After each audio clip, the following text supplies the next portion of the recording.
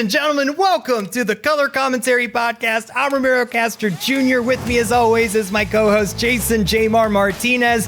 Who's ready to lose week 3? I think my team is. I'm going 0-2, 0-2, 1-1. J-Mar, please tell me you had a better week 2. Nope. Week 2. Yes. Felt like a punch in the gut for me. How did it feel for you? Rough. I scored the least amount of points in my league this week, and that's not a good feeling.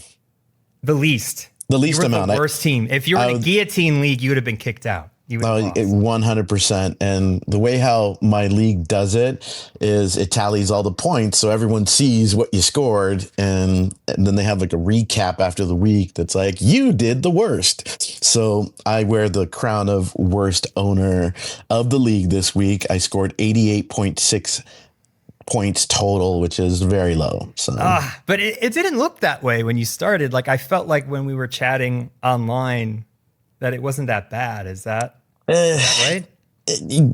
I guess. I mean, I had Javonte Williams and Jahmyr Gibbs, who kind of helped get me to the point of scoring 88 points, but everyone else was pretty much trash.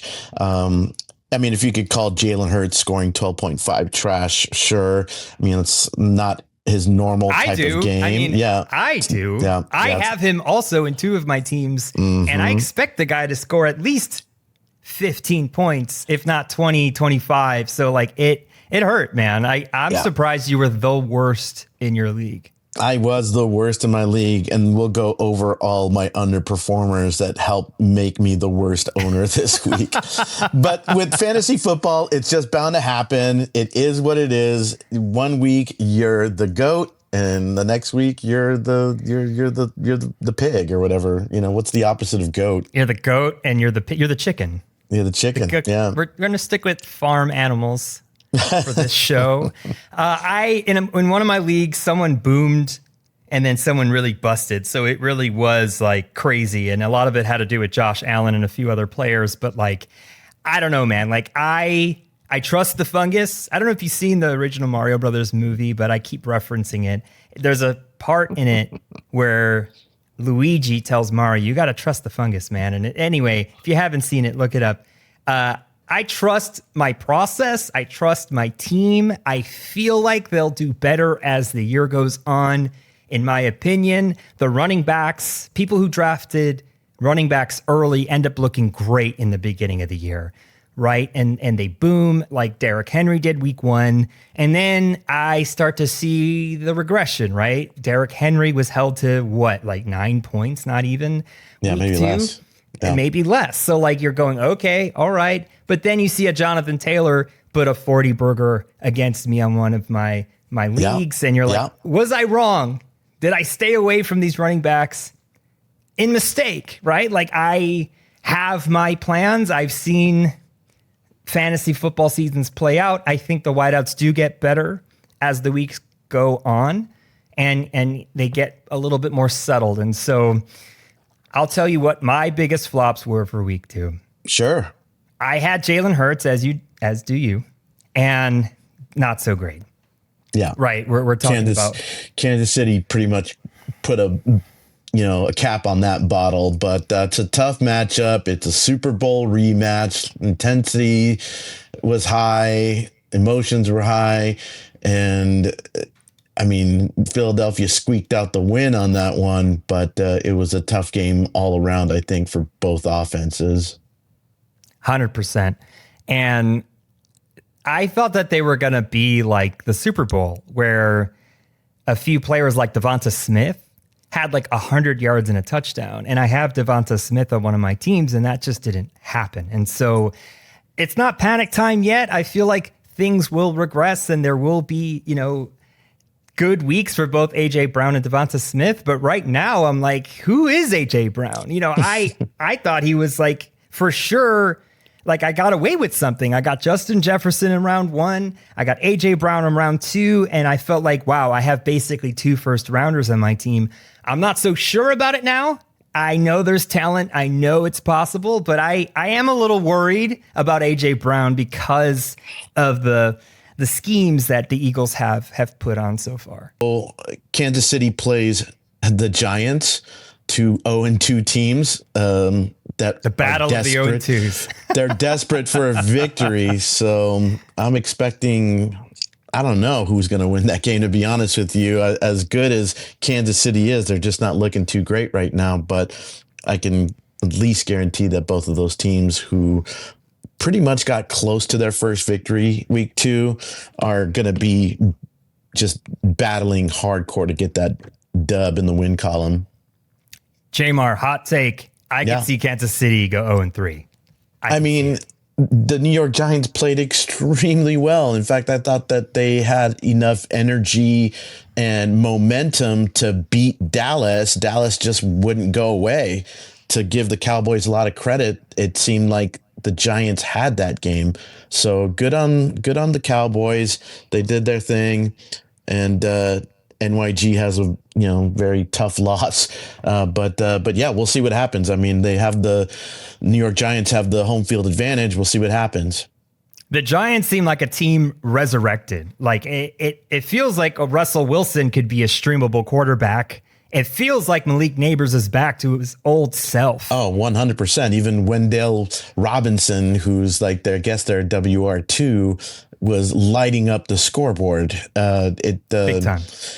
It was an offensive juggernaut as far as the passing game was concerned, and good for them. They did a good job, and they're back, and I'm sure every fantasy owner who had all of those guys felt very happy about it. Certainly my opponent had Malik Neighbors, who pretty much single-handedly beat me this past week. But yeah, we'll see what happens against the Kansas City Chiefs this week. It's going to be an interesting game. All right, J-Mar, since you have one team, let's go pound for pound, brick by brick, through who performed and who did not for you. All right. Well, I guess just to get the small list of who performed out of the way for me, Jahmyr Gibbs kind of had a quiet day, but he still scored 19.4 points, which is awesome. Javonte Williams, who's been a nice surprise for a lot of fantasy owners this year, scored 25 points for me. So we'll hope that train keeps rolling. I picked him up pretty late in my draft, and I'm happy that I did because he's been producing big time. As far as everyone else is just a bust this week, let's start with the big one, which is Mark Andrews, my tight end. And brings me up to an interesting point too. So I drafted Mark Andrews as my first tight end. I drafted him pretty high, like in the 7th round or something like that. And I was happy to get him, but he scored 1.4 points for me this week, and he scored, something similar, 1.3 last week. It's very alarming, very concerning for a lot of fantasy owners. I definitely am benching him this week because Zach Ertz performed extremely well on the bench for me. I wish I would have started him instead. Not that it would have made too much of a difference, but I am concerned about my pick. And I do have Isaiah Likely on my bench, which is kind of like a reserve thing. But at this point, I'm going to stash Mark Andrews. I don't know if I'm going to get rid of him just yet because this could be like a fluky couple of 2 weeks that he underperforms and then maybe he gets back on track. I'm sure a lot of fantasy owners would be happy to see that. But I feel uncomfortable dropping him, especially giving him up to the league, the free agent board and somebody stealing him away from me. And of course, I know what's going to happen, right? It's just Murphy's Law. I'm going to get rid of Mark Andrews and then he's going to have like a 30-point game. It happens all the time. Exactly. How many times have we been there? J-Mar, I had so much faith in Mark Andrews. Last week, I said he's going to get 50 yards and a touchdown. It did not happen. I thought it would be a bounce back week. I think you're right to put Zach Ertz. He's earned the right. I mean, he's had 2 great weeks.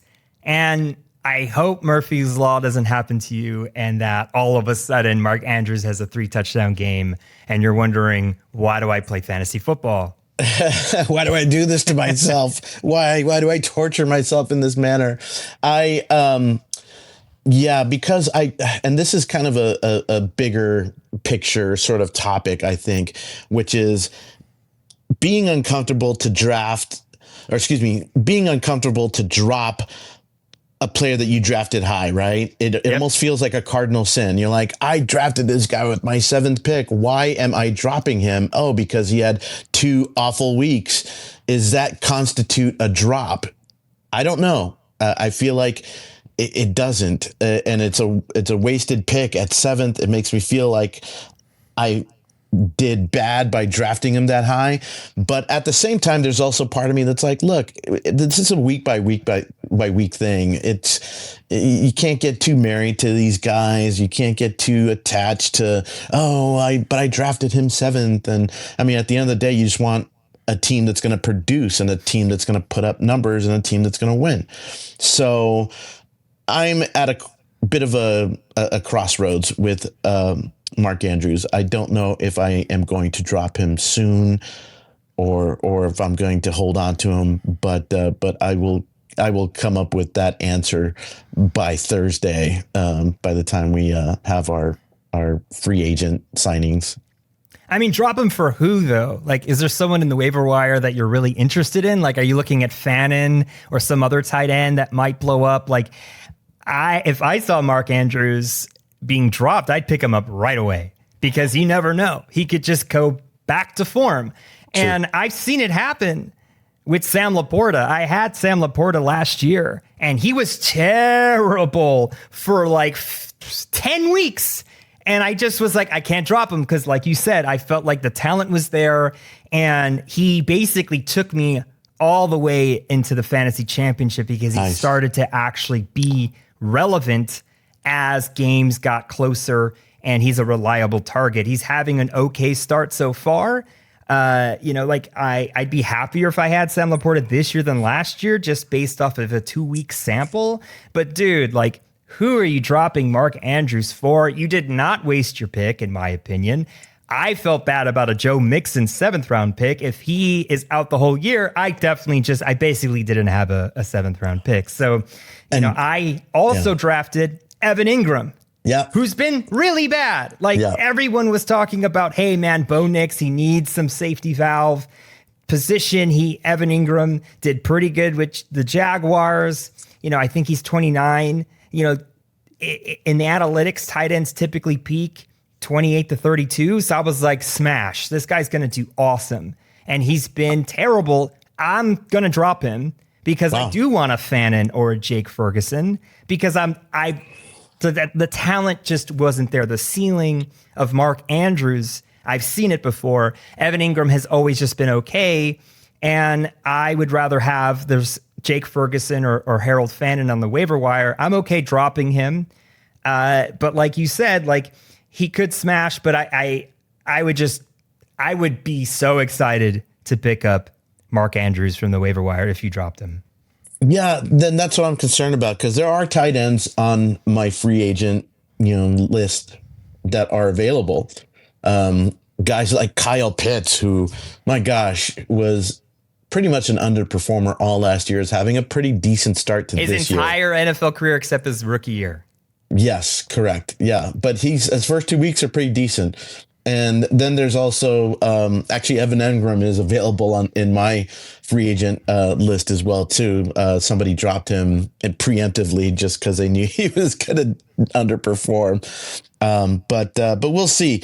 I'm leaning towards keeping Andrews on my bench, at least for the time being, figuring out and being patient. That's something that I'm practicing this year as a fantasy owner, is being a little bit more patient as opposed to impulsive. Because I feel like in the past I've been super impulsive and I just start dropping players left and right. And then a situation like last year where I had Adam Thielen early in the year and he wasn't producing and I got rid of him. And then, of course, second half of the season, like your Sam Laporta analogy, Thielen was crushing it at the second half of the season. I was like, man, that guy could have been my flex or even my WR2. So I'm practicing patience this year. I'm not taking the axe to my guys as quickly as I thought. There are a couple guys on my team that I feel are on the chopping block. Mark Andrews being pretty much at the top of the list. I also have stashed Brian Robinson Jr., who he's been producing at a very small level as Christian McCaffrey's backup, but I'm stashing him just in case. CMC's got his health issues and his injury issues. I just feel like if I got rid of Brian Robinson Jr., it'll be at a time when he is in prime to take over CMC, and then I'll be out of whack in my draft order, and then I won't be able to get him back. So I'm just stashing him for now. I've got, Jahmyr Gibbs, Breece Hall, Javonte Williams. I got guys on my bench that I think that can pretty much hold that RB position in a way that I don't necessarily need to worry about if I need to stash away Brian Robinson Jr. or get rid of him right away. He's a high-level handcuff. I mean, it's just one more hamstring injury away from being completely 100% relevant. I mean, Isaac Guerrero was his backup before. He did great backing up Jordan Mason, which is probably why they were okay letting him go. Yeah. But yeah, man, I mean, like, you have a dilemma, and who to keep on your bench is super important. I think patience is key in fantasy football. You want to stick to the people you drafted with, but you need to also take the L if you feel like all signs are pointing that way, right? Like, I drafted Colston Loveland round 10 in one of my teams, and right now I think I'm ready to let him go. I was hoping he would get some targets to justify keeping him on my bench, but I took on Harold Fannin and inserted him last week and felt really good about it because he got the targets, and I'm moving on. I think it'll be okay. Nobody else is super excited about him. If he does have a good week, I think I could get him off of waivers, but yeah. I'm going to just say, you know what? Maybe the injury during the preseason offseason was a bigger impact. Maybe Cole Kmet is solidified. Maybe they're really just looking at DJ Moore and Rome Odunze, who exploded week 2. Yeah. So I think he will have a good NFL career. It may not be this year, but he may be like a great sophomore candidate or later on in the year. But right now, there's just so many waiver pickups that could be enticing, especially given all the injuries that have happened in week 2 alone. Who's the tight end over in Carolina? I think that guy's getting some looks. And sorry, like I said, I'm doing this from a digital standpoint, and I always end up bringing up Carolina for some weird reason. I don't know why I've got such a boner for that team, but Carolina Panthers, man. I mean, I do not believe in Bryce Young at all. I think he is going to be up and down. Jatavian Sanders. Yeah, Jatavian Sanders. He produced last week. If you look at him, he might be an interesting waiver wire pickup for people who are starting for a tight end to score them some points, not 1.4 points.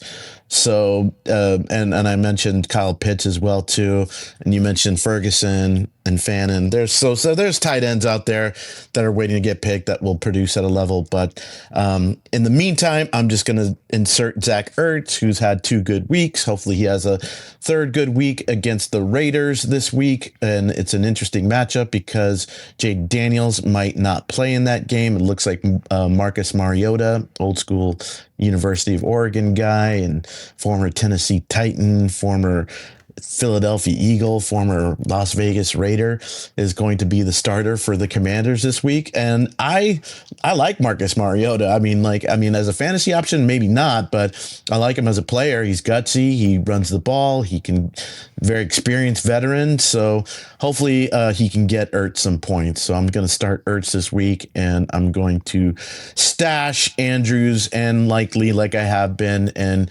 see what happens in Baltimore with that tight end position. If nothing really happens with either of these guys in the next 2 weeks, then I'm going to start giving serious consideration to drafting another tight end to take their place, and we'll see which tight end that is. Hopefully somebody like Jatavian Sanders, who's kind of a little bit off the radar right now, would still be available. I still don't understand your love for the Carolina Panthers. I'm looking at the tight end you brought up, Jatavian Sanders. Okay. Yeah. He did well last week, right? 7 receptions. 7 receptions is good. For 54 yards. You know, I have that's a decent game. Yeah, I mean, decent, but, that's 12 points. 12 points. That's a 12 points. I mean, it's serviceable. I don't believe in Bryce Young. I don't believe in this team. If I believed in anyone, it would be Chuba Hubbard.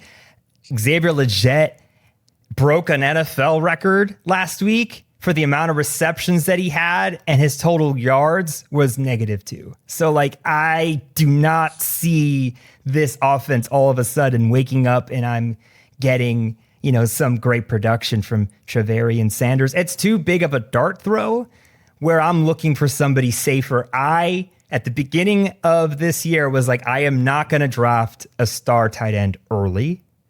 And, you know, one of my couldas is drafting, you know, the Colts tight end, and he's doing fantastic, right? Tyler Warren is killing it. And so we'll see how that goes, but it's like, that was definitely the gem. You could have gotten him later. I was aiming for him. I didn't get him in a few of my drafts. A few others I played safe and got Travis Kelce, and then Evan Ingram was also, I felt, playing it safe instead of betting on rookies. I was a little rookie averse in my draft, unless they were like on my bench and it was like beyond round 7. And so, yeah, to bring up your tight end point again, it just it's a stinger because literally Tyler Warren got picked 2 picks before I wanted him, and it just the rug was just pulled underneath my feet, and I was so bummed about it. I was like, dang it, that was the guy who I wanted, and ended up with Mark Andrews instead. So this draft position is everything, and I'm sure it's like this in real football when you see a guy who you're like, man, I really wanted that guy, and then you see him excel, and you take kind of the Timu version of him with your pick, and you're like, So far, Coastal Loveland is looking like the Timu version of Tyler Warren. I agree with you. Yeah. J-Mar, switching gears. Yes. Let's examine my team. I have 3 teams to examine, and I can share my screen because I'm on a computadora. Here we go. Our heads just got smaller. You see my team? I think it's stacked. Sure. However, Josh Allen, 11.32 points. Omari Hampton, 3 points. To be fair to Omari Hampton, I believe he's had a couple of difficult matchups. Kansas City and Las Vegas, your Raiders.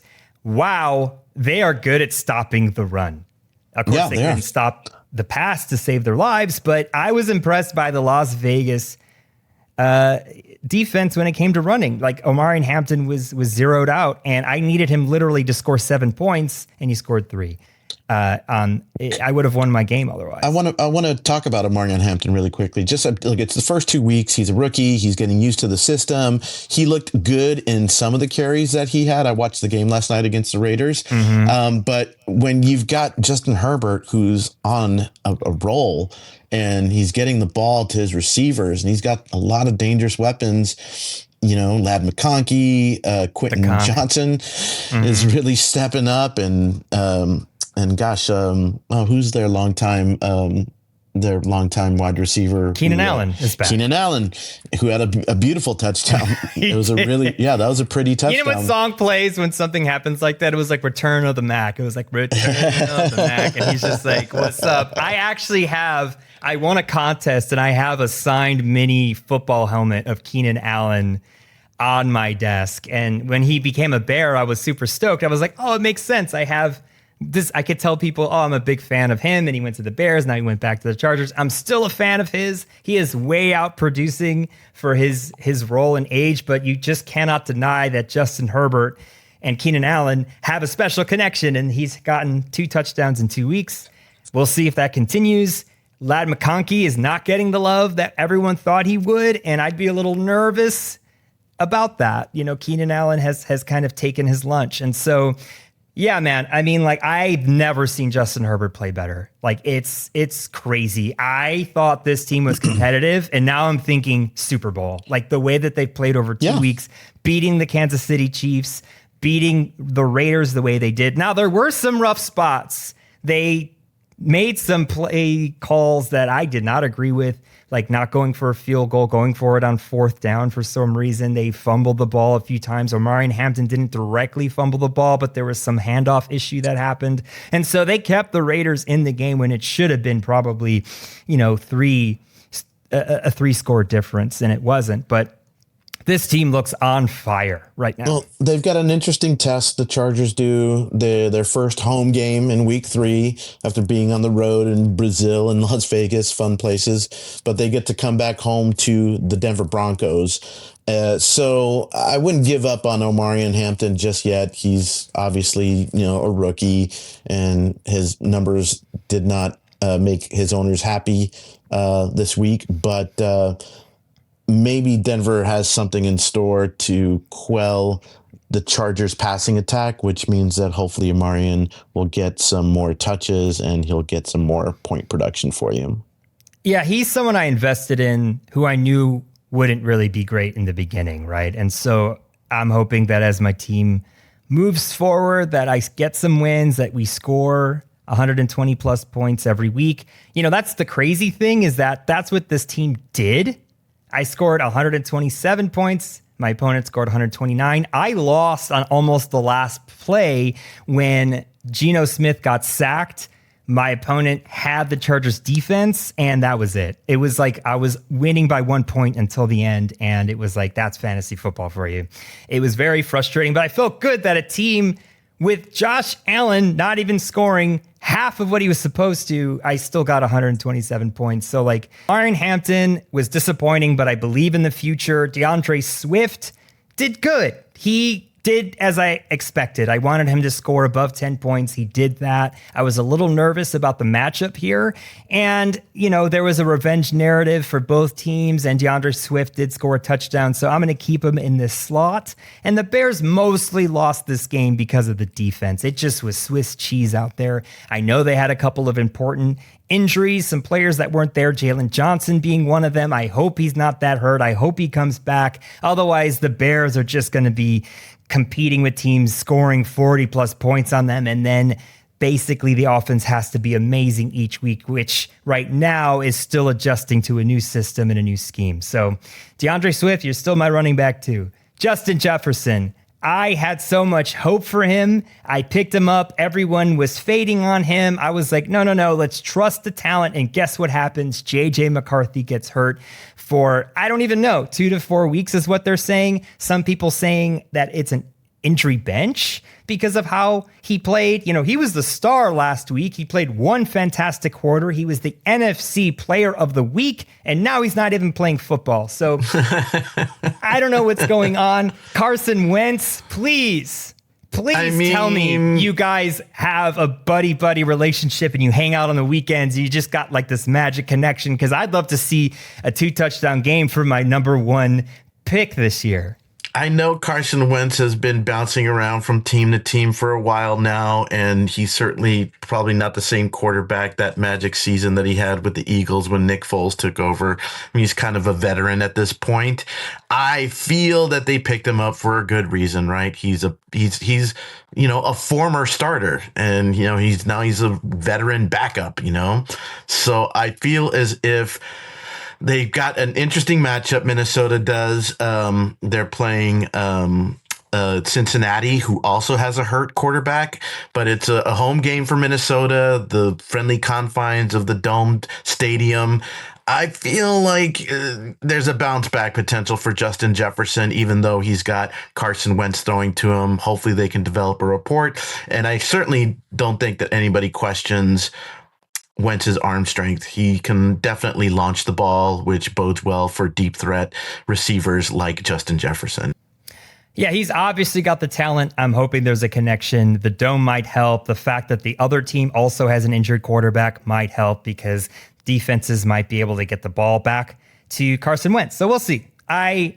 He's not going anywhere, obviously. I just hope that things turn out better, even without JJ McCarthy. AJ Brown. What is going on with A.J. Brown? Please, somebody tell me. Did Jalen Hurts forget how to throw the football? Is he scared? Does he not want an interception this year? Is he not going to throw for more than 200 yards? Like, what is going on? I am freaking out because, again, I thought I had 2 first-round picks with A.J. Brown, and now I'm wondering, do I bench him? Do I call him and ask him, how do you feel about your football performance? Maybe you need to be fired up. I mean, like, I know every A.J. Brown owner must be frustrated, and I am also one of them, but he's not going anywhere. He's got an interesting matchup against the Rams. It's a rematch of the championship game. Man, it's at Philly as well too. I want to have confidence and tell you that everything's going to be okay, but I don't know if it's going to be okay in the immediate. Maybe somewhere in the end of the first third of the season, things start picking up for the passing game for Philly again. We'll see. My God, that is so much waiting. I know it's a lot of waiting and goes back to my original point about patience, just having some patience. And instead of dropping AJ Brown, doing something overly reactive and dramatic, like dropping him from your team and then picking up, somebody, some WR3 on Carolina that's producing, it might bode well for you just to be a little patient. I would understand if you benched him and you put somebody in his place, that's fine, and just play matchups. The Rams seem to be doing pretty well, but they did give up some big plays to Tennessee's receivers last week, even though Tennessee came up with the loss. I watched that game, and there were some pretty impressive throws by Cam Ward in that game, and they were able to crack through the Rams secondary in a couple moments there. So I don't know. I would just look at the metrics, and if it's not a feasible move to put a backup in AJ's place, I'd start him. I would start him again, and hopefully he catches some balls against the Rams. So they've got an interesting matchup. The Philadelphia Eagles do. They got the Rams at home, rematch of the NFC championship game from last year. The Rams, they gave up some nice throws to Cam Ward and his receiving core in a loss for them, but the Rams aren't impenetrable. So I would start A.J. Brown again. I know it probably, those aren't the words you want to hear, but the passing game might come back. What else am I going to do, J-Mar? I'm going to put Michael Pittman Jr. in, Jerry Jeudy, Jordan Addison. I might actually put Jordan Addison in when he's back, but I have to believe that at some point, Jalen Hurts will remember how to throw the football and give it to A.J. Brown, and it'll be for like a 50-yard touchdown. It's there. There's no way I can bench him. So he's stuck. I'm willing to go 5 weeks of this, to be honest. Like if by week 5 he's still producing under 10 points, then I'm like, okay, maybe something's wrong with him, or I don't know. But it's still too early for me to start thinking about benching him. I mean, play the matchups. Michael Pittman is a very good option to replace him, and who is the other? Oh, Jerry Jeudy. They're both. They'll get points on the board if anything. So these guys get targets. They'll get some points for you. I mean, the worst case scenario is like having somebody like Mark Andrews, and unfortunately Cortland Sutton, for me this year, this last week, 1.6 points. So after having a good week 1, having a 1.6 points the next week is definitely not good. But that's just the unpredictability of fantasy football. And like my hero Chris Berman used to religiously say on his show, that's why they play the games. We can predict and prognosticate all we want, but it just doesn't matter until they actually. That's why they play the games. So love my guy Chris Berman. Shout out. Look, I say look at the matchups. If those backups have a better matchup, then I would maybe consider benching AJ Brown. However, I did see that Rams Tennessee game, and Cam Ward was able to He showed up. He was able to cobble some nice completions to his receivers. So hopefully the same happens with Hurts and Brown and Devonta Smith. Here's hoping. So I'm definitely going to put a touchdown prop bet with AJ Brown. I think it's coming. It's week 3. Yeah, it's like bubbling lava. You know, it's got to explode, right? Yeah, so I'm going to put a touchdown bet on A.J. Brown. Come hell or high water, I believe it's going to happen week 3. All right, so my tight end was Colston Loveland, who scored a goose egg. And, you know, I am probably going to drop him, but I put in Harold Fannin Jr. this week. Nice. We can go to his score. Specifically. Oh, wow, what is happening? Let me click this button.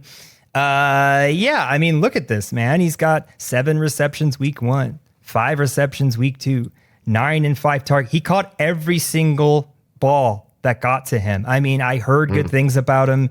He had a fantastic last year of his college season. He was just an unspoken rookie tight end that did great during training camp. And I chose him over a Juwan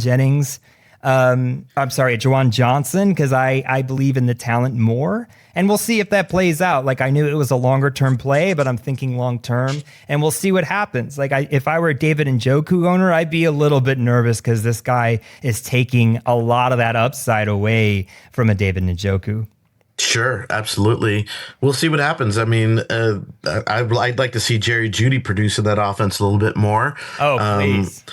Cleveland in general, I think, just needs to produce a little more. It seems everybody's afraid of their defense, so that offense needs to get it to step up. So, yeah, it's not going the way I thought it would go. I thought that this team would be a little bit more like the Bengals and score, you know, 1 million points and still lose, but it's still just week 2.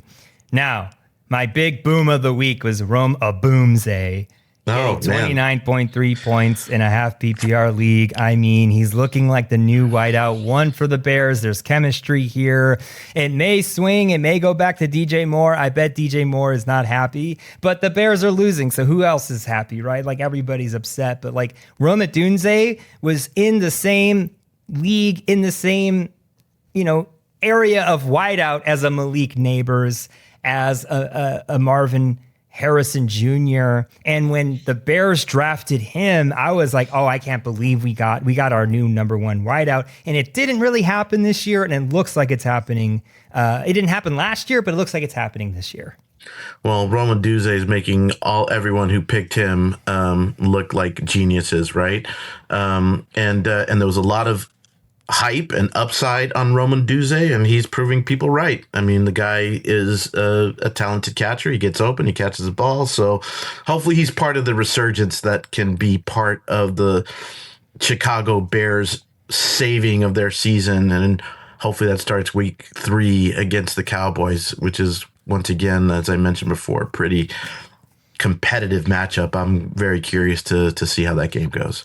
It should be a very high-scoring game either way. So I'm excited for my Bears next week. Hopefully that's their first win of the season.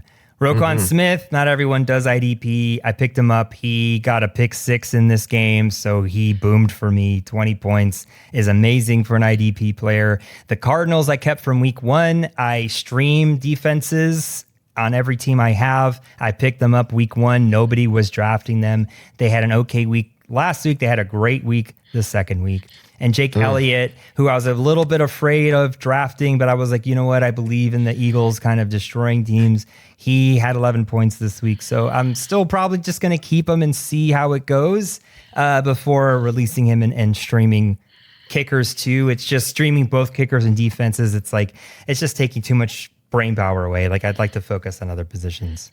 Good call. Yeah. I once again, with my newly found patience and not being so impulsive with dropping players and adding players off the waiver wire, I could have, maybe should have drafted the Arizona defense. They were available, and I liked their strength of schedule. And I've got the Minnesota Vikings, and people are ranking them high in their Brian Flores led defense. So I just, once again, was being patient. I was like, let me just be patient. Let me just start the Vikings. Let me start Jake Bates. And like you're saying, the kicker defense thing, I just don't want to worry about those positions. I just like, all right, just let me slug my studs in there and not worry about it.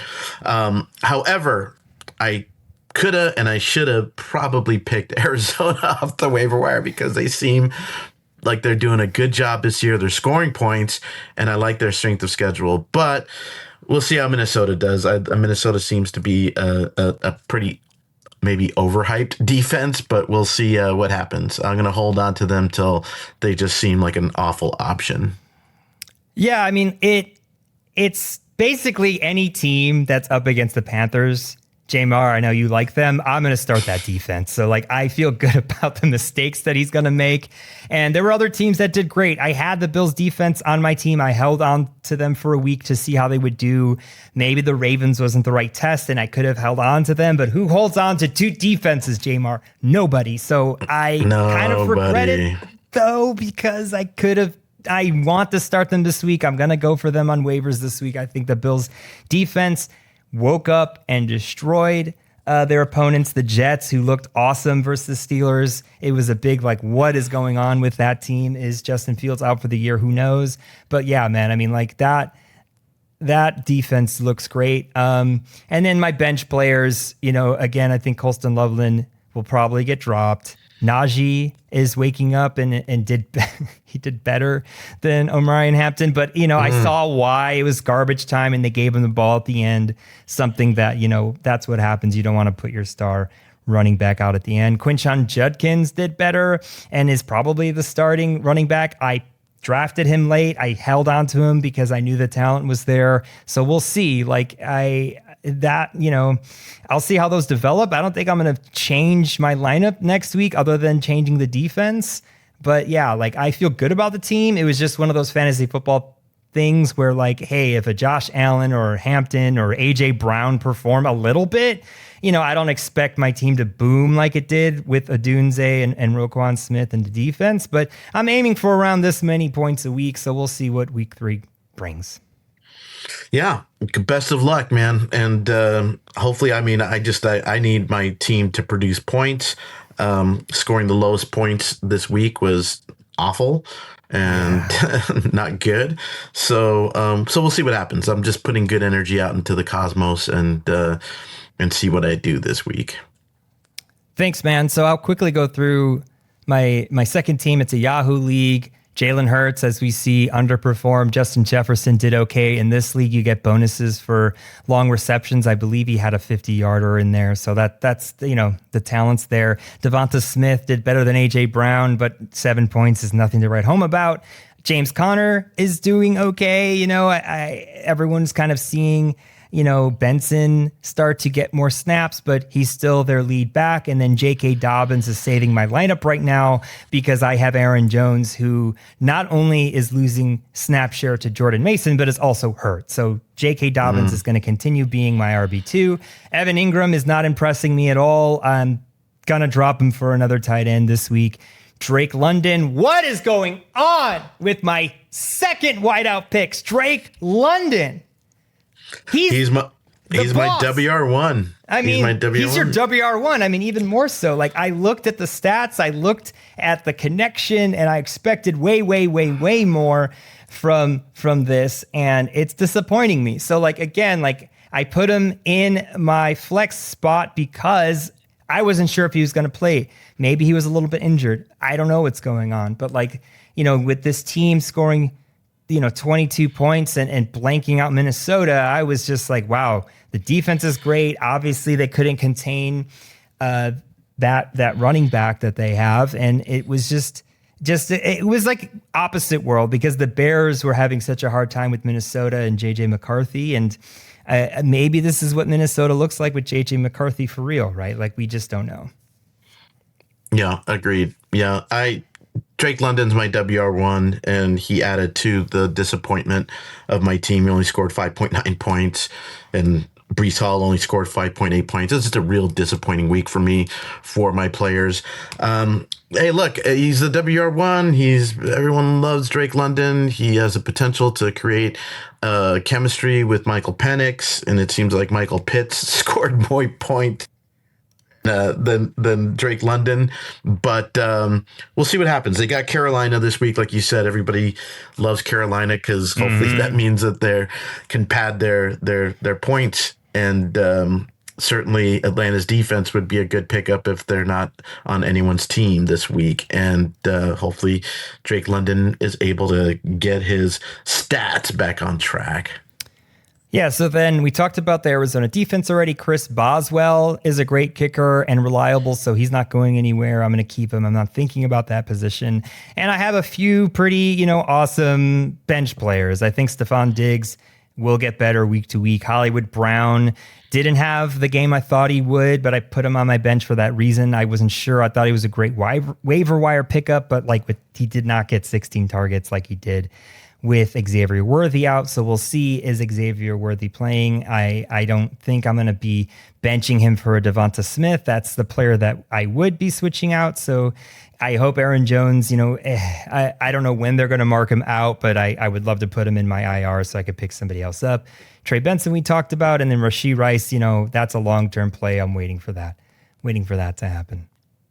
We'll see what happens, man. Interesting lineup choices that confront us as we go through this first. But I'm sure we're not the only ones, right? Sure, there are a lot of people in the fantasy verse that are lamenting a lot of their picks and are low key panicking about some of their higher picks that aren't producing. Yeah, I mean, if I could high key panic, I would. I mean, it's just, I believe in the system. I believe in these players. It would be so weird to end the year and go, wow, AJ Brown only had 600 yards, right? It just doesn't make sense to me. I believe the talent's there. It's just patience, right? That's what we're preaching. Little patience. All right. So the players that are different, we talked about Hurts already. Brees Hall. Oh man. Great week 1. Terrible week 2. I'm going to credit the Buffalo defense on this one. J-Mar, do you have any concern here with Brees Hall? I'm starting to have some concern if Justin Fields is out. I just don't know what's going to happen with that backup situation. So they've got Tampa Bay week 3, and Tampa Bay did a pretty good job stuffing the run at Houston last week. Mm-hmm. So that is a concern for sure, at least in the short term. Brees Hall showed a lot of guts and showed a lot of burst, and he looked pretty good against Pittsburgh week 1. So it's there. I mean, he's got it, but the Jets just got shut down by that Buffalo defense. It's just nobody on the Jets had a good week. So hopefully the short turnaround playing Monday night affects Tampa Bay in a way that they're able to allow some gaps to go open, and maybe Brees Hall has a more productive game against Tampa Bay. But I am concerned because Tampa Bay did stuff the run pretty well against Houston. They did. I mean, their biggest concern was Nick Chubb, who's not really a starter. He's still rehabbing and getting back into shape, in my opinion. If Joe Mixon were in and healthy, it might be a better test. So I don't know. I think the Jets could bounce back, even if it is a backup quarterback. I think it still can happen, but we'll see. I again believe in the talent. I don't think it's going to be 4.8 points a game every week or boom weeks. I'm hoping for something. My running backs weren't going to carry me, right? I picked people who would do good, but not great. And why did I do that? It's because someone named Malik Neighbors is on my team with 167 yards, 2 touchdowns, 9 receptions out of 13 targets. This was what I was waiting for, J-Mar. I was so sad come week 1. What's going on? My team is doing terribly. I mean, even with a loss, right? My opponent boomed. I got more points this week and lost, but I'm seeing the garden grow, right? Like even Nico Collins, right? He got a touchdown, 9 targets, only 3 receptions. I hope they fix that. I don't know what's going on with the Houston Texans, but they played a close game. They could have won that game versus Tampa Bay. Maybe the Texans are missing a good wideout too to keep the defenses honest. They're definitely missing a running game that isn't elite like they had with Joe Mixon. So like, at least you got a touchdown. Like that's what I'm looking for is above 10 points from each of them, and that there's a possibility for one of these two to boom. Something interesting happens at the end of each week, right? And especially after a losing week. You're just like, you can't wait for that next week to start. You're like, oh my gosh, I can't wait to get on that waiver wire. I need to make my starters just solidified, and I can't wait to set my lineup. I mean, that's the joy of fantasy football in a way. It just, even when you have a bad week, you're like, all right, let's forget about it, and let's just bolster my team for next week so I can get in the victory column once again. 100%. I mean, like if I were my opponent, I'd be a little bit nervous because Jaden Daniels is hurt. You know, Kamara is not playing the way that people expected. And like, you know, Amon-Ra St. Brown is not going to get 3 touchdowns every week.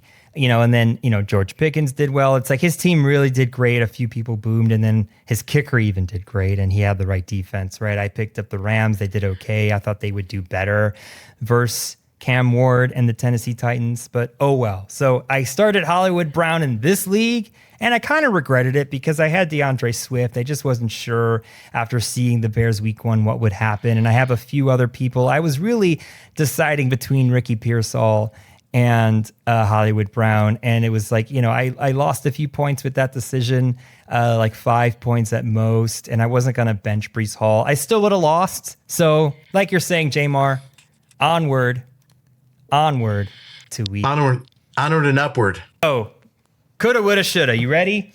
Our coulda, woulda, shouldas of this week for me. I'm feeling like Aaron Jones is a mistake, and I could have taken Jordan Mason instead. It just felt like it was going to take a longer bit of time before Jordan Mason would take over, and as luck would have it, Aaron Jones is hurt. So I could have taken a Jordan Mason instead of Aaron Jones, and I think that would have been a safer pick. I also could have drafted Puka Nacua instead of a Justin Jefferson or A.J. Brown.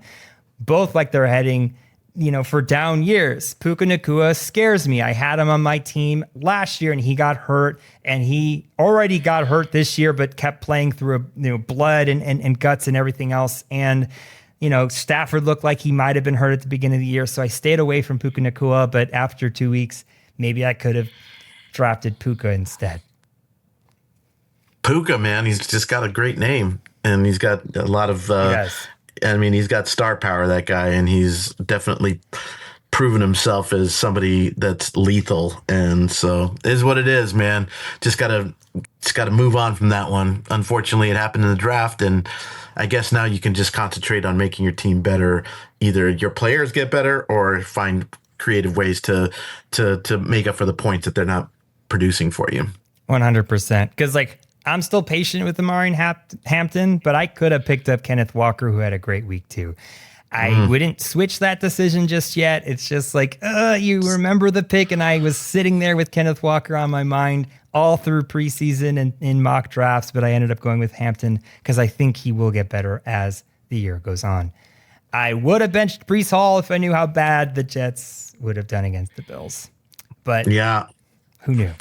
Who knew? He had a great week 1, and, you know, it's a division game. You never know what happens in those games. So, yeah. And I sat DeAndre Swift, and I would have started him.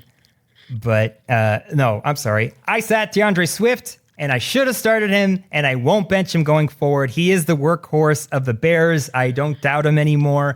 I think he will get used. I think the volume is there. And so he may not always be the hottest looking running back in the league, but like he's got the volume. He's staying on my lineup going forward unless I see something otherwise. So J-Mar, what are your coulda, woulda, shouldas of the week? I think I already kind of pre-warned you what my couldas and my shouldas would have been. I could have picked up the Arizona Cardinals defense on the waiver wire, and I didn't. I just wanted to exude patience since it was week 2, but I'm starting to have a tinge of regret about that.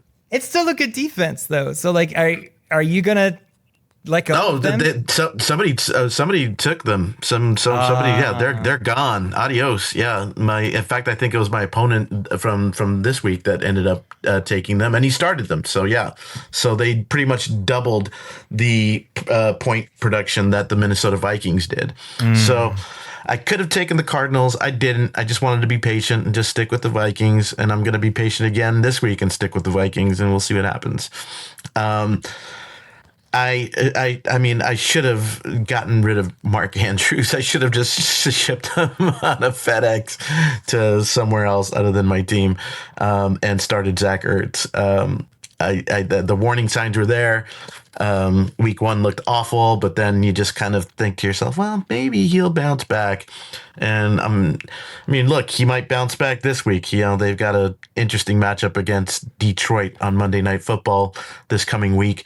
And that sounds like it could be a barn burner, especially because I believe Buffalo's been averaging like 40 points a game, scoring 40 points a game. That's crazy that they average so many points a game and that Mark Andrews has had an average of 1 catch in each of those games. It's really, really discerning.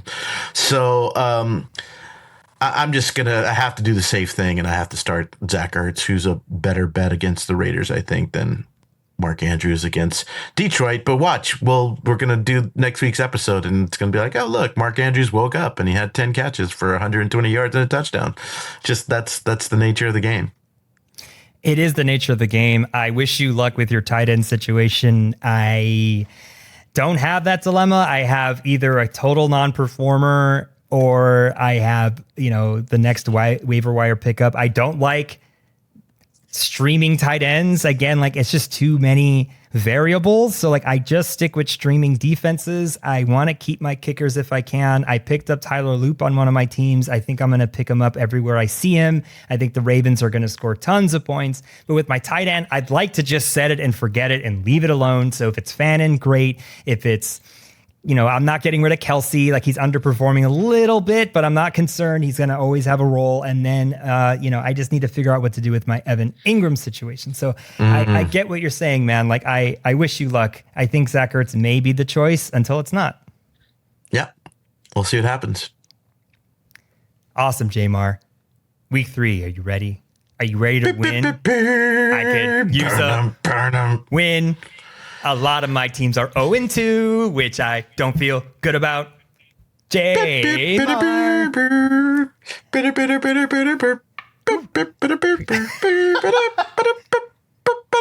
I mean, those are just such I like that. Awesome. I love them, dude.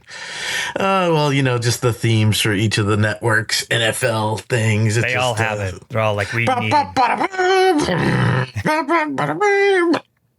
I mean, they're all wonderful. They all are great. They all get me excited about football. So like I won't lie, J-Mar, I was a little sad last night. Oh, why? Because I thought I won one of my games. Like I lost it on the last play, and I was like, you know what? Play? Yes, when Geno Smith got sacked, that did it, and then they didn't give the ball to Marion Hampton after that. So I was like, everything went wrong in the exact right way. If I were my opponent, I'd be like pissing myself with all the luck that he had. Because it was just like I was winning that whole time until that sack, and he had the Chargers defense, which great pickup, by the way. I kind of wish I drafted them at this point, the way that the Chargers are playing, but I lost.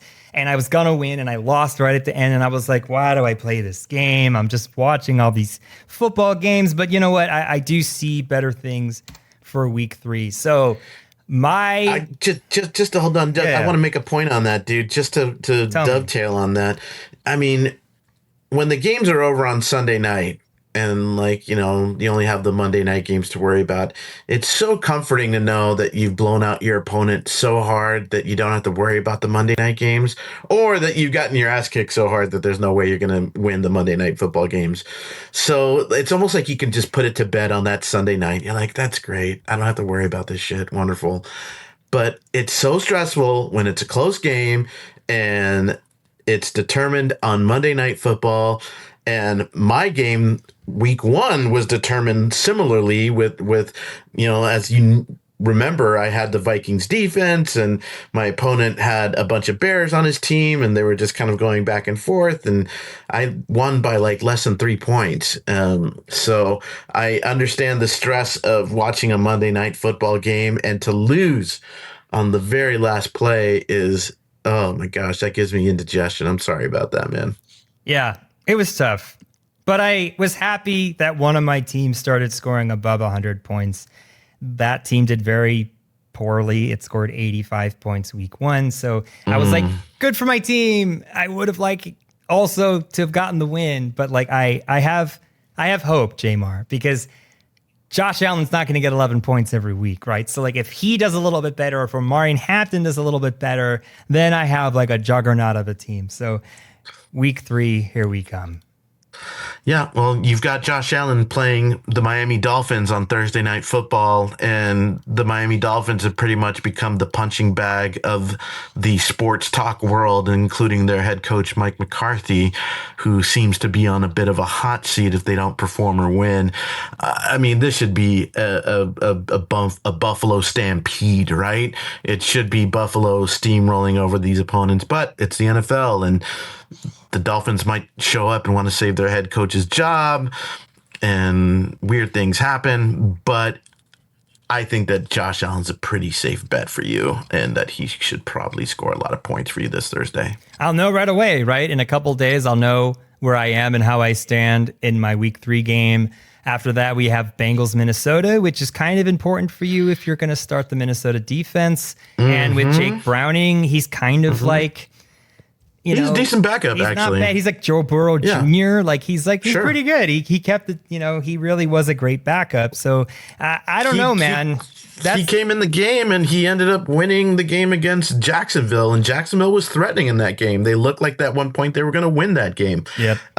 So good for Browning, and that's not necessarily a gimme for Minnesota, especially since they're going to be starting Wentz. That should be a really interesting game to watch. I don't know if that's going to be the game I watch, but that'll be an interesting game to keep an eye on, seeing that you have Wentz versus Browning in kind of like a very like a backup quarterback matchup there. Yeah, if I were you, I would start questioning whether Minnesota is like the defense to go with the whole year, or just start streaming.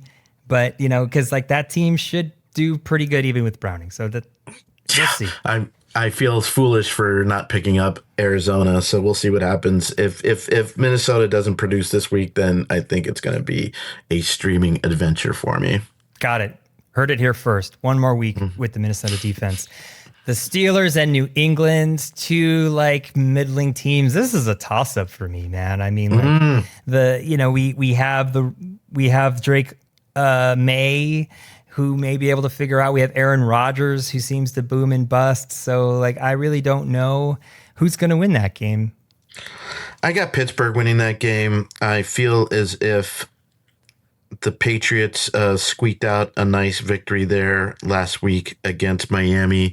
It was kind of like a squeaker, right? They only won by like 1 or 2 points or something like that. And then Pittsburgh had a tough loss against Seattle, a game that a lot of people thought they should have won.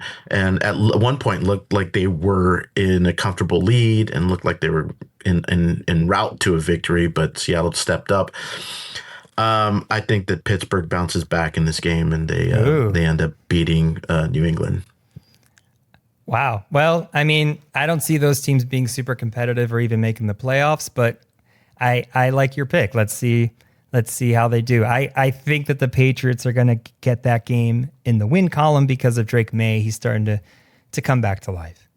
Yeah, and who knows? Both of those teams, I mean, it's the AFC. The AFC's kind of unpredictable. So, I think both of those teams, I mean, look, you've got your Chargers, you've got your Buffalo Bills, and then you got everyone. Baltimore, you got Baltimore, and then you kind of got everyone else. It's like, all right, let's see who makes the playoffs this year in the AFC.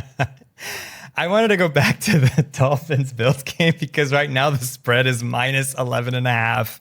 That's big. In the Bills' favor. I mean, like 3 scores. Holy cow. I mean, like, I think the Bills will win. It may be a garbage time touchdown that makes Dolphins beat the spread, but we'll see. Like, that is a big, big spread to start the week. And as you've noticed too, just mainstream sports media, like poor Mike McCarthy, man. Well, I don't know how poor Mike McCarthy. I don't know if that's the right word, because he'll be just fine if he gets fired. He'll have a severance package and he'll be fine, and he'll get hired somewhere else, maybe as a as an assistant. Sure. Yeah, he'll be fine. But yeah, I mean, it's just it's a hot topic that everybody's talking about. He's on the hot seat, so if they get trampled by Buffalo, it'll be interesting to see how much longer he'll be able to hold on to his job. 100%. We talked about Bengals, Vikings. The Vikings are favored by 2.5 points. We talked about Pittsburgh, New England. Let's talk about the Colts and the Titans. The Colts look amazing. We have Daniel Jones throwing for 588 passing yards, 2 touchdowns. We have a resurgent Jonathan Taylor. They have Tyler Warren. I mean, is this team the new AFC juggernaut? Let's not get too ahead of ourselves. They're definitely looking like the best in the division. No one had them to win. But we have Houston, who look like the best at 0-2. We have Tennessee at 0-2. Jacksonville looking okay, pretty good at times at 1-1. If Daniel Jones keeps playing the way he's playing, this looks like the Colts division easily. We'll see. We'll see where we're at, like by halfway through the season. I think that'll be a good indicator of what the litmus test of that the Indianapolis Colts are.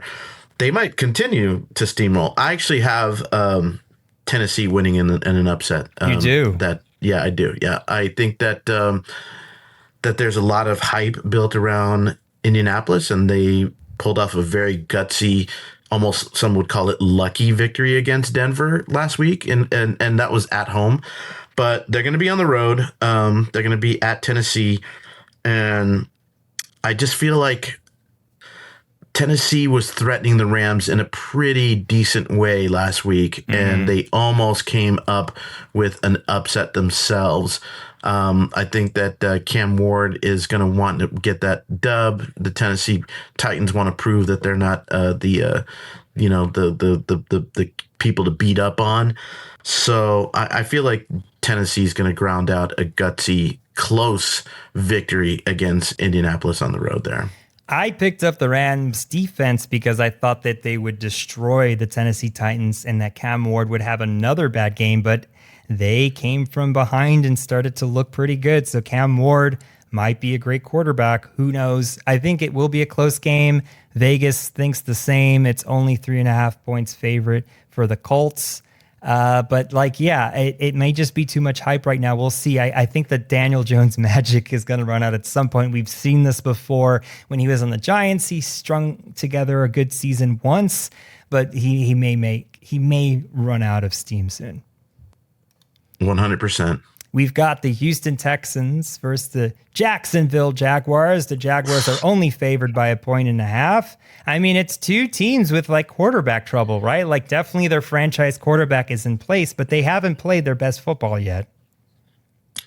An interesting thing happened at the end, or during and at the end of the Jacksonville loss to Cincinnati, a game that I thought that they should have won, especially since Joe Burrow went out of the game and Browning had to tap him out.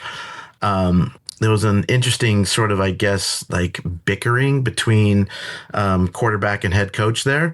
And I don't know, man. Trevor Lawrence and Liam Cohen, head coach of the Jaguars, had a really kind of like interesting bicker fest with Trevor Lawrence in that game. They were kind of jawing off at each other. I know that's pretty normal. Oh my gosh, Liam Cohen with that bizarre Duval press conference. Oh my gosh, what a weirdo. Anyways, he looks like a weirdo. He looks like a kid that was made fun of in high school. We'll see what happens in that game. I feel as if Jacksonville may be overrated, and this will be, the head coach is trying to do his best, but certainly the Trevor Lawrence experiment is starting to wear thin on Jacksonville fans. I don't know what the spread is. What is the spread on that game? It's only 1.5 in favor of the Jaguars. It's basically a toss-up. I was impressed with how Houston stuck in that game last night against Tampa Bay, and Tampa Bay is a tough team, especially how they were able to stuff the run. Gosh, I think that Houston wins that game in a very narrow margin. I don't know, call it the intuition or whatever, but I think that should be a close game, and that Houston comes up with a victory in the final moments of that game. I feel bad for the Brian Thomas Jr. owners because Trevor Lawrence is throwing the ball a lot, and right now it's like Brian Thomas Jr. doesn't exist. It's frustration coming from him as well. I know that Liam Cohen had words with Brian Thomas Jr. on the sidelines. Diami Brown right now is their number one receiving target with 109 yards. So like I would. I'm happier with Nico Collins, but none of us have Brian Thomas Jr. problems, which I feel good about. Yeah, I agree, man. It should be I wanted Brian Thomas Jr. so bad, and I was bummed because he got the pick right before I was to pick him, and now it just seems like that's Drake London instead. But that's, once again, it's football. We never know if these guys are going to bounce back and what happens. So Brian, BTJ owners, just be patient. That's the lesson that I'm imparting this week on color commentary. Zen, patience. Well, we'll see. That patience got me 88.6 points last week, so we'll see what happens this week. Yeah, I think it is patience with the wideouts in general. I think that it is harder to get that game going, and it's easier for teams to blank them out, but they will have their boom games. So like, we'll see what happens. I'm not too worried about him either. I would regret picking him in my first round, but again, like, I am not super pumped about all of my first round or second round wideouts too. They've struggled. So yeah, like, have patience. I think that things will get better. Atlanta, Carolina. You love Carolina. They're best friends. I should just buy I'm such an ardent supporter of the Raiders, and in general, I'm a very loyal person. So I've never owned any other NFL gear my entire life other than Raiders gear.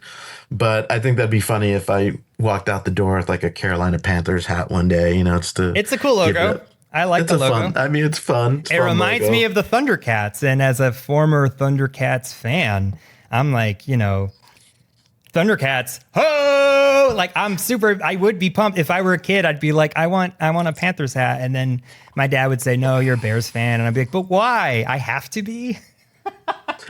Well, they got I like that color scheme, man. That teal, black, and white. It's cool. It looks presentable. Like, if I wore a black suit with a white shirt and like a teal tie, I think I'd look pretty dipped. It's pimping. Pretty good. It's pimping. Pretty pimping, yeah. Well, J-Mar, I hate to tell you that the Atlanta Falcons are 6.5 point favorites here. It looks like it's. I don't disagree. Yeah, Atlanta's looked impressive in a very narrow loss that first week against Tampa Bay, which is a very experienced veteran team. They pulled off a nice victory against Houston last night. I thought that was a good victory for them. I have them winning that game as well too. So yeah. I'm having a little bit of FOMO when it comes to Bijan Robinson because I'm looking at the team stats, and the leader in rushing for the Atlanta Falcons is Bijan Robinson, of course, with 167 yards. But also the receiving leader of the Falcons is Bijan Robinson with 125 yards. So if I am a Bijan Robinson owner, he was off the board by the time I picked anyway. I'd be super happy right now. Wow, he's probably the number one asset in fantasy this year. Yeah, I mean, he went pretty high on everyone's boards there, so it's easy to see why. Mm-hmm. Double threat. Double trouble. All right, this game we kind of previewed a little bit. It's the LA Rams versus the Philadelphia Birds. This looks like a close game on paper. The Eagles are only 3.5-point favorites. I like how these teams are coached. I like that they're defensively minded as well as offensively minded. Right now on paper, passing yards, Jalen Hurts only has 253. What's going on? And then we have Matthew Stafford with 543 with a bad back. He's carrying that whole team on his back with a Puka Nacua with 221 receiving yards, and Devonta Smith with 69 yards. What is happening? Like, they're winning.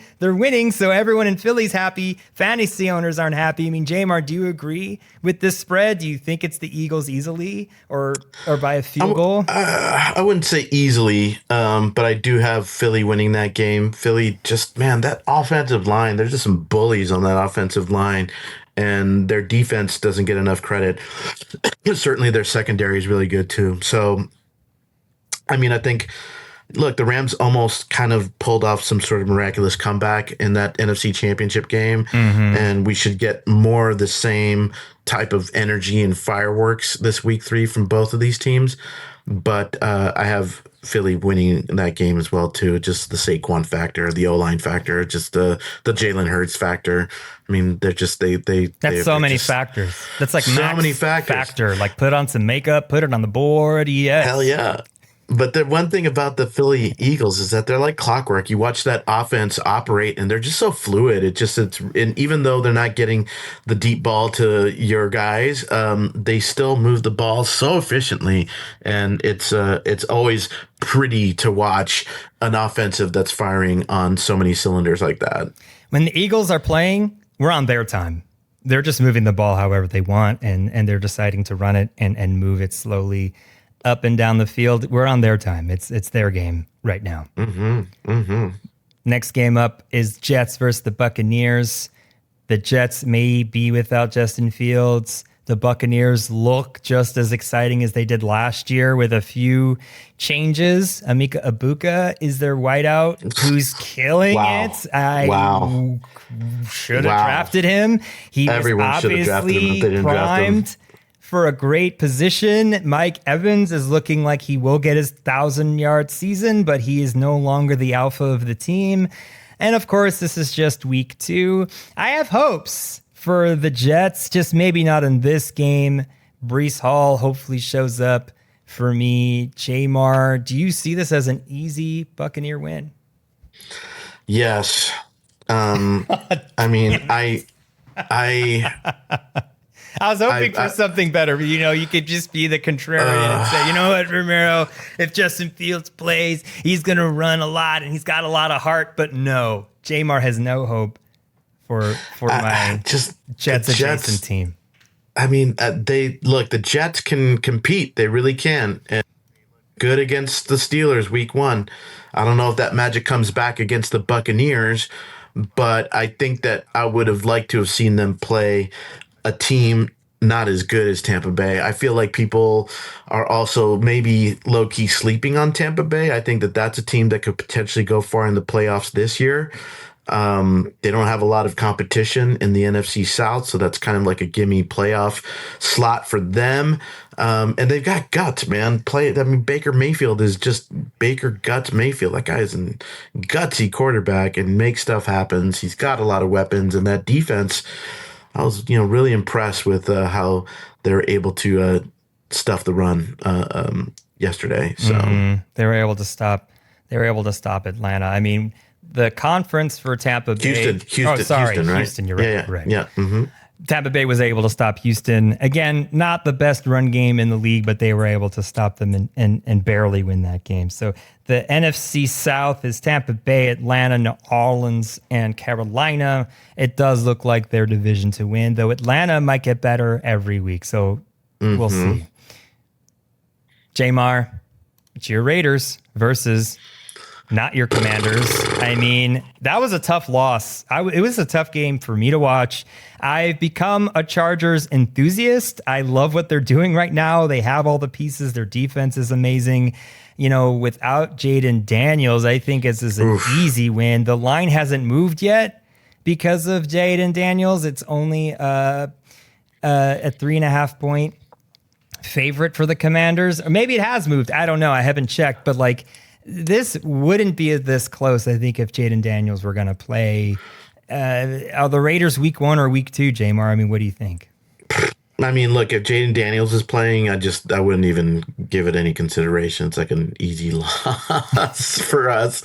As a Raider fan, you're pleasantly surprised when they show up and actually do things and win games. But man, they did not look good last night. That O-line looked porous. We could have had a better rush on the Chargers, but the Chargers have a great O-line. Man, it's so hard being a Raiders fan. I mean, they could potentially eke out a miracle against Marcus Mariota, but I also think it's kind of like some sort of weird revenge game for Mariota because this is his former team, and he can show them, hey, you guys should have never gotten rid of me. I could have been your QB1. Da da da da. I don't see us winning that game, especially we're on the road, especially after Monday night, and Gino just did not look good, man. He looked panicked. I mean, like, I think the Chargers defense gets a lot of credit for that. He started to throw a lot and looked a little bit hurried. And, I think you have good Gino and bad Gino, right? I think a lot of quarterbacks are like that in this league. And you have all the pieces, I think, in Raiders town for a good offense, right? You have Genty, you have Myers, you have Brock Bowers. I think Geno Smith might be the piece that needs to change in the future for this team to go, and be as competitive as they can be. But being 1-1 ain't bad, right? Especially because they have Denver, Kansas City, the Rams in their division. The Chargers, right, in their division. It's a tough division, man. I mean, that is a murderer's row of teams right there. Sure.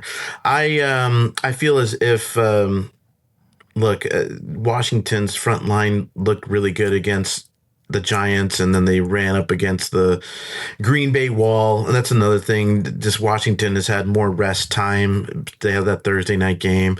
I just don't see us winning that game, dude. I just the too many intangibles against us. So I don't know. It's going to be disappointing to start the year off 1-2, especially after so much hype, hope, and all that stuff. But I don't see that offensive line getting better in 6 days. I don't see that that Gino corrects those problems in 6 days. So, right. Oh yeah. I mean, it could be a Genty breakout game. We've been waiting to see him rip one off, and that'd be great. And that's certainly a critique that the Raiders had. That is that they weren't feeding Genty the ball enough yesterday, and especially with all those, just trouble passing the ball yesterday. So I don't know. We'll see, man. We'll see. Drives me nuts. All right, this game is going to be a defensive juggernaut. The Denver Broncos versus the Los Angeles Chargers. I mean, I think the Chargers got this. They're only 2.5-point favorites, but I just think with Justin Herbert playing the way he's playing and with an equally good defense, I really see this as a Charger win. I would take this spread. J-Mar, I mean, do you think Bo Nix is back to form and can make this competitive? I mean, yeah, I think it's going to be a competitive game. I think the defense is going to step up for Denver. Denver has a chance to even win this game. But if I'm putting money down, I'm putting it on the Chargers. What's the spread? It's 2.5 Chargers. I would take the points in the Chargers, but I wouldn't be surprised if Denver wins that game at all. Yeah, Denver's looking to bounce back from a pretty tough loss on the road against Indy, and they do have supporters here in LA, which unfortunately that makes that that stadium SoFi. Sometimes, if you have a strong fan base that travels well, it's almost like half. So I'm just assuming that Denver faithful are going to be in attendance for that game. So we'll see what happens. I feel like you give the edge to the Chargers, but I would not be surprised if Denver wins that game. The next game is the Cowboys versus the Bears. Oh, man. What a war. That's going to be a war. The Bears are actually favored by 1.5. Wow, I would love to see them win more than anything. Is it just that the Cowboys are a little bit hapless. Like they seem to not have their act together on the defensive side of the ball. Yeah. And obviously with that trade, losing Micah Parsons, I mean, is this just a lost year for them? I wouldn't say it's a lost year. They're 1-1, and they competed against a very tough Philly team that week one. And, they could have won that game, and they squeaked one out versus the Giants. This is going to be a tough game. Obviously, Chicago wants that victory really badly. In fact, I am giving serious consideration to starting Caleb Williams over Jalen Hurts this week, just because I feel like that secondary, the Dallas secondary, made Russell Wilson look like a star last week. So maybe lightning will strike twice again, and that secondary is going to be awful, and Caleb Williams is going to go off. So is Roman Duze, so is, Swift, and so is DJ Moore. There's a possibility that offense might light it up and gets the Bears their first victory of the season this Sunday. Starting Caleb instead of Jalen Hurts would be a gutsy move. This is why I don't have a second quarterback on my bench. I'm just sticking with Hurts no matter what. But I can see from the matchup and from what we saw last week, it's a compelling case, J-Mar. I wish you luck in that decision. It's one I don't have to make, and I'm glad I don't have to make it. But it could be like a 500-yard, 450-yard game like we saw last week with Russell Wilson, who arguably it doesn't have the amount of talent that Caleb Williams does right now. I'm crossing my fingers, man, and doing the gamble. I love gambling, right? I mean, I don't love gambling, but fantasy. It's fun kind of putting it out there. You're like, all right, let's just do it. I'm going with my gut, and it's probably wrong, but screw it. At least, you die on the hill on something you believe in. That is the preview of week 3. J-Mar, I'm excited to see that our teams do better. Your team's 1-1. I have 2 0-2 teams and a 1-1 team. I'm hoping my wideouts show up. This has been Color Commentary. Thank you for listening. Please do follow us, subscribe, like, share, tell your friends, tell your friends, tell your family. We are the most exciting thing happening in football outside of the Detroit Lions. Who are you excited about, J-Mar? Gosh, I mean, I'm excited to watch that Bears versus Cowboys game, to be honest with you. I think that's going to be a good game. We're the most exciting thing outside of the Bears-Cowboys game. Give us a listen. Give us a follow. Thank you. We're out.